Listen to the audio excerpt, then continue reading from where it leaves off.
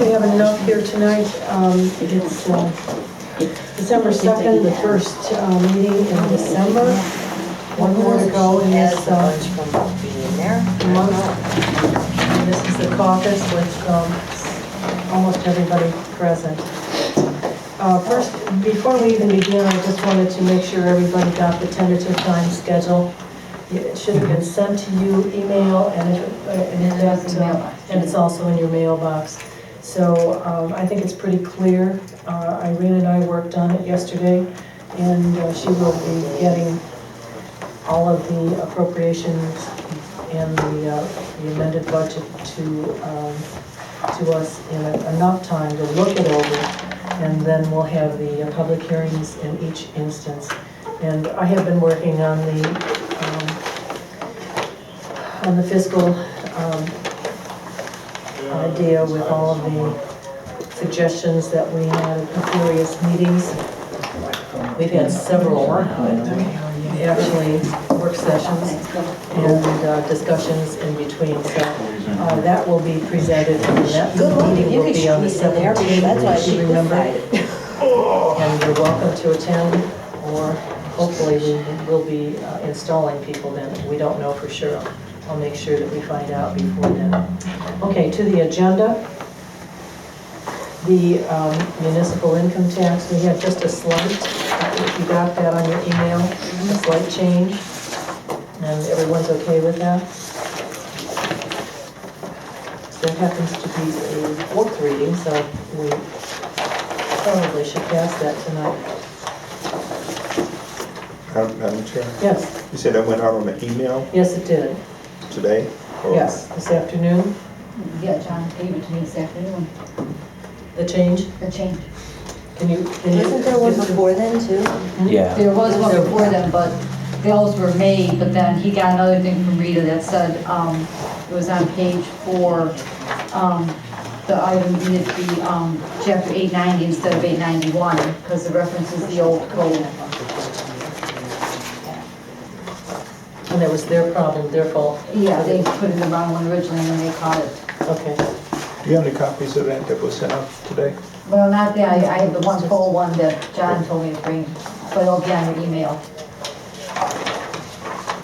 So it's 890 instead of... It was 890 instead of 891, because that reference is the old, So do we up have to to, 2016. do we have to amend that, or is it? No, John It's said just just, one like housekeeping. Okay. Resolution 215-72. This resolution is also on its third reading, and it's your decision whether you want to vote for now or let it go.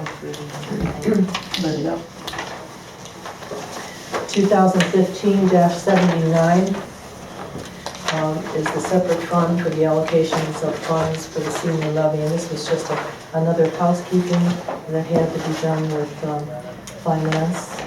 And this came from Irene. Are we okay with this? Do you have questions, maybe?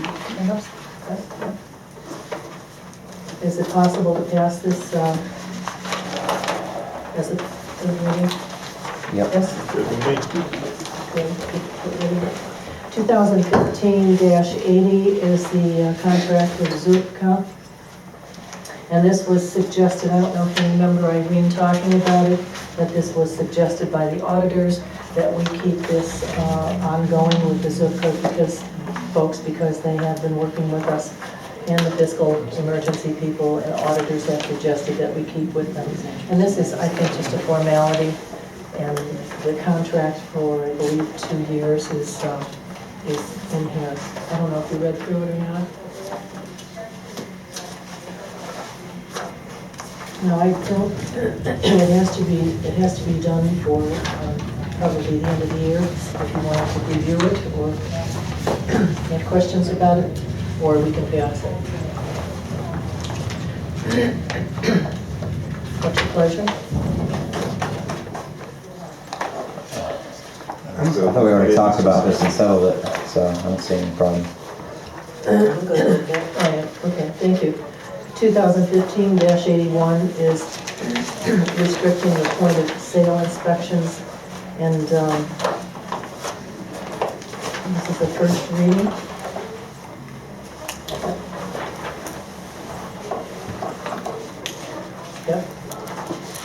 want to speak to that, Yes, Mr. thanks. Crowley? I tried to make it pretty self-explanatory where you read the various whereas. You can see the reasoning behind it. I, since the beginning, have not really understood or seen the value in the interior part of the point of sale inspections. The exterior is obviously what, as a public entity, we're interested in because that's what impinges upon the folks around the property. Secondly, the Fourth Amendment does provide that there should be no unwarranted searches of personal property, which these equate to. As of right now, it's required that we permit access to the interior spaces of someone's property for these inspections, and we don't have any justifiable reason to do so other than we want to perform an inspection in case we might find something. Those aren't grounds that are strong enough to come into someone's interior property, their personal property, and inspect it. I hadn't quite thought about it in this way before, because it's always talked about, you know, when a property is transferring, that's when we're mostly thinking about this, but I would never expect the government to be allowed to walk into my house right now as I'm living in it and just inspect it and tell me to replace light switches or paint a room or clean up my basement or something of that nature. They can, So- if they have a search warrant. And that's If they have a search problem. warrant, right. As it stands right now, we aren't requiring to have one, yet we're demanding to have access to people's personal spaces. Therefore, I think it's pretty clear this is in violation of the Fourth Amendment to the Constitution. If we could go back, just give me a minute, if we could go back to 2007, 2008, we stopped the inside inspections, and that was the point at which we were getting a lot of developers coming in and buying up properties in bulk. These properties were passed along a lot of times to the CMH, oh, you know what I mean, people, and also to other renters. Okay, they did this, and they didn't do some inspections for many, many years. And here's what happened.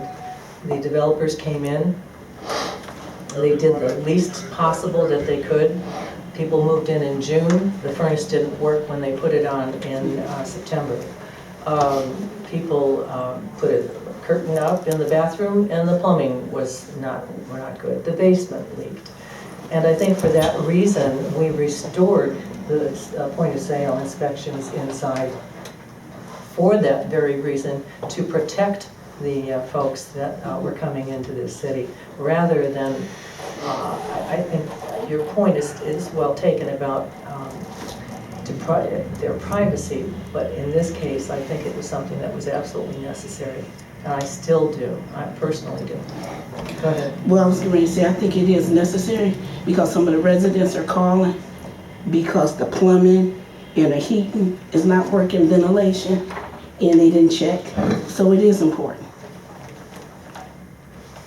Okay. Go ahead, Alex. And like you said, 207, 208, whatever it is, when we discussed it, voted for it. To me, if we do away with this inspection, our housing stock could go down. It'd be a burden on the buyer. They'll have to hire a private firm, $300, $400, whatever it costs, to have it done, an inspection of the house before they buy it. And what we're talking about is there's no one living in the house when we make the inspection. They're gonna sell the house or they're gonna rent it, whatever. Then they put in for a permit and we inspect it. And there's no liability on the city. If the house would burn down, and I don't know, chief, you could probably check your records. House fire, We're was it not, contributed to wiring, overloads.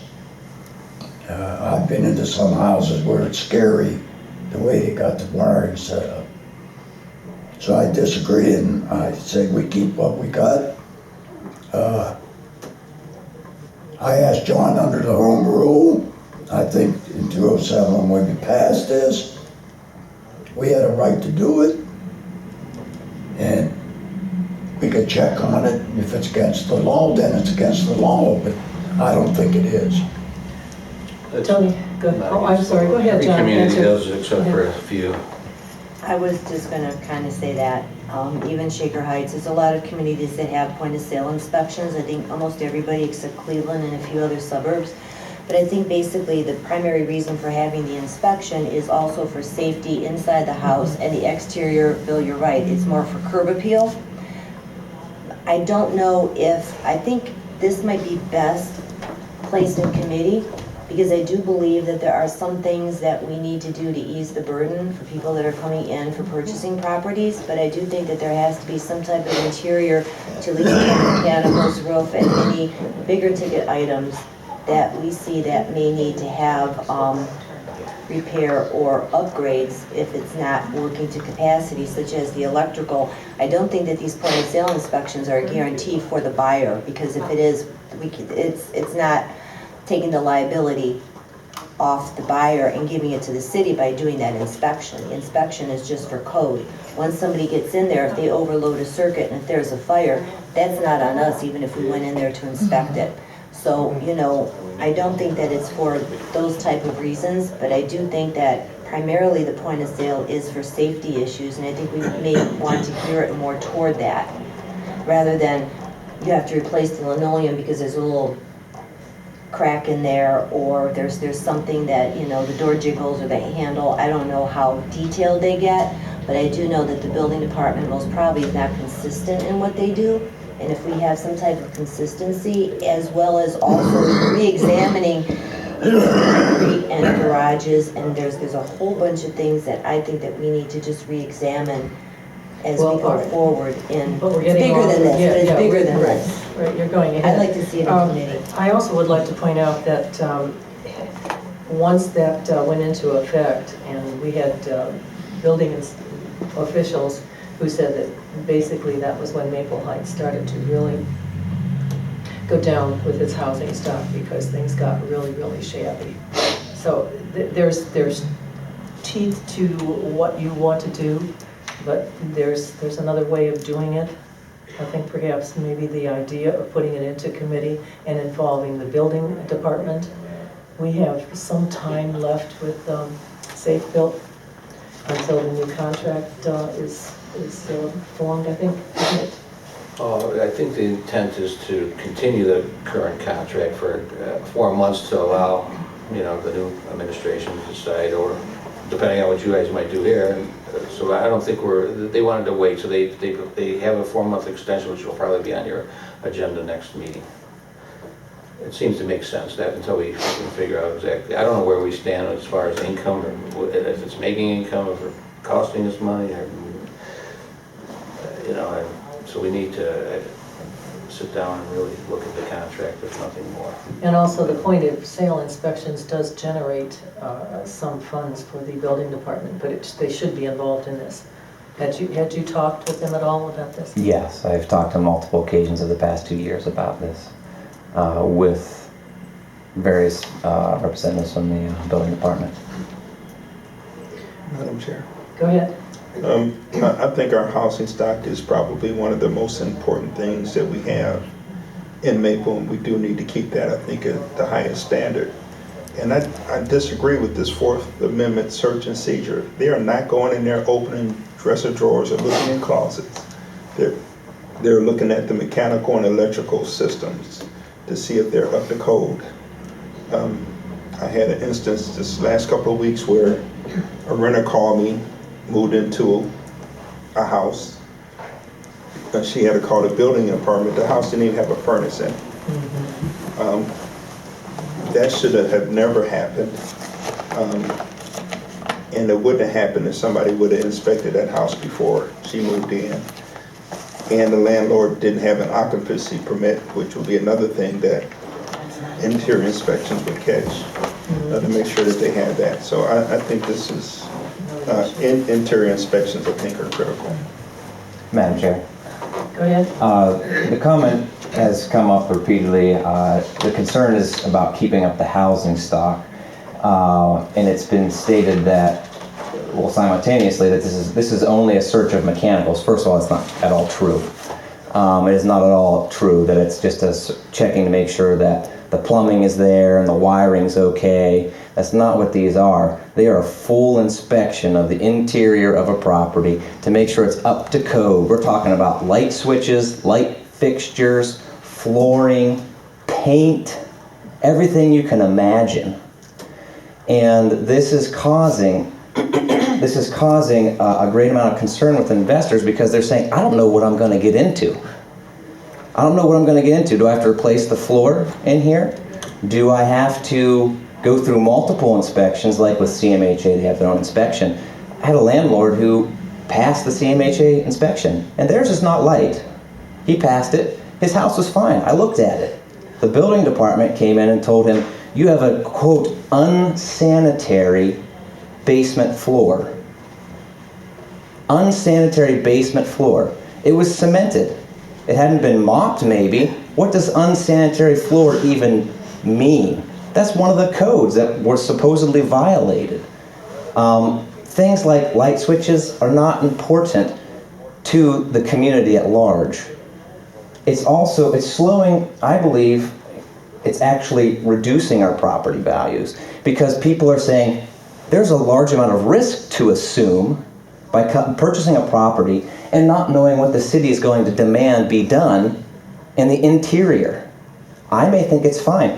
I can tell you from personal experience 4 years ago in purchasing a property here, there were a lot of things that I thought were perfectly fine. I was content to live with. As a homeowner living in the home, I was required to spend money to fix. On the interior of my home, it doesn't affect anyone else's well-being, really doesn't affect the property value that much. Yet I was demanded, I was required to do this. This is happening to lots of other people, even here.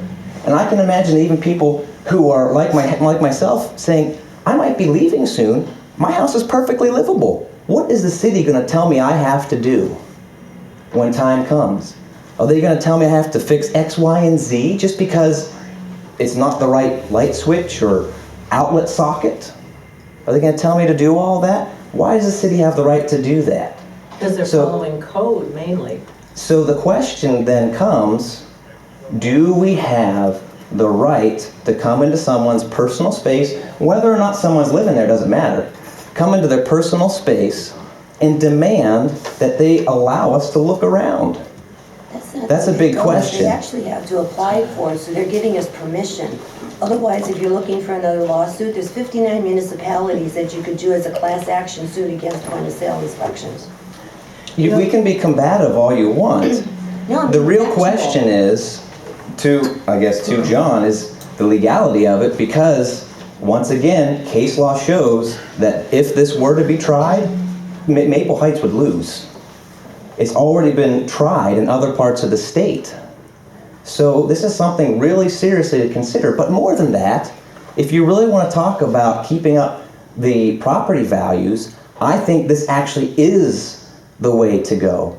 Because, like has been mentioned previously, all these restrictions on how you transfer and how you maintain property is actually keeping a lot of the good players out, because it's not worth jumping through all the hoops and all the risk that's involved. So what you have is, like multiple of you said tonight, you have people who are ignoring the rules coming in here and buying property, not getting occupancy permits, not following the basic structures, because they are willing to take that risk. So do you want more people to take that risk? Because by eliminating this, at least the safety factor of it, and I'm not saying you're 100% wrong, but you need to have some type of safety inspection for smoke detectors, and yeah, a light switch could make a big difference if the light switch is broken.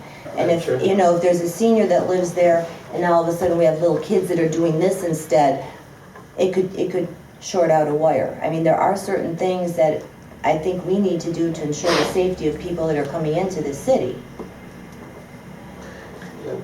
Just real quick. Go ahead, John. I mean, the state also dictates, I mean, most of the codes we follow are mandated by the state. The state fire code is, we don't have our own little Maple Heights fire code that we follow. We follow the state fire code, we follow the state building code, the state electrical code, the state sort of taking over any discretion, just like speed cameras or anything else, so they you know,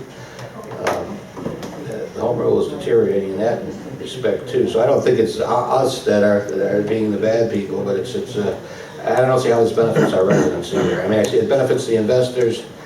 I mean, what's to stop them from just renting I mean, I guess buyer beware, I guess that's one way to look at it. You know, what type of, you know, I think you attract a more quality person by having a better product, you know.